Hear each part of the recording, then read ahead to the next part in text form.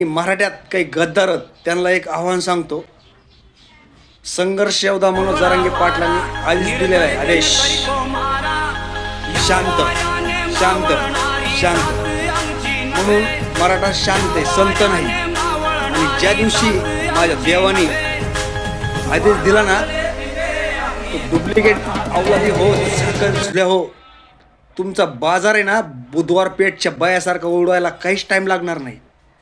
त्याच्यामुळं लायकीत राहायचं, लायकीतच राहायचं, कळलं ना. जास्त ट्रोल मारायची, नांगी उचलायची काम करायचं नाही. डुप्लिकेट अवलाद. हां, आदेश फक्त दादाचा आहे. शांत शांत. ज्या दिवशी पण हा मराठा ना बाप बदलाची अवलाद नाही, कळलं का.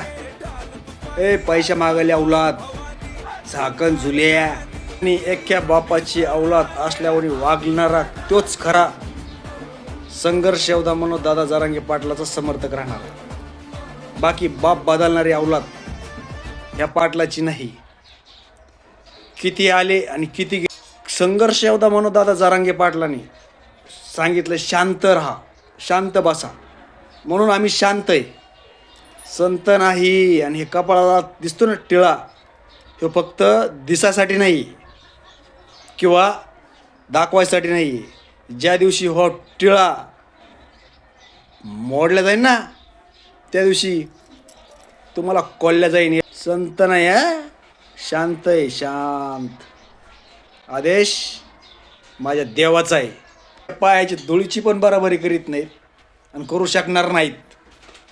आणि म्हणे आमचे जरांगे पाटील बूट घालायला एक जण.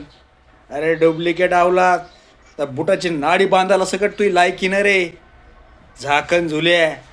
तू काय आमच्या पाटलाची बराबरी करतो. हा, बुटाची नाडी बांधायची पण लायकी नाही तुझी, डुप्लिकेट अवलाद, कळलं ना. हा, दैवत आहे छत्रपती शिवाजी महाराजांनंतर आदरणीय मनोज दादा जरांगे पाटील, कळलं ना. लायकीत राहायचं. मुंबईतले पुण्यातले इकडले तिकडले एकनी तिरपे सगळे इथं बांधून कोल्हे.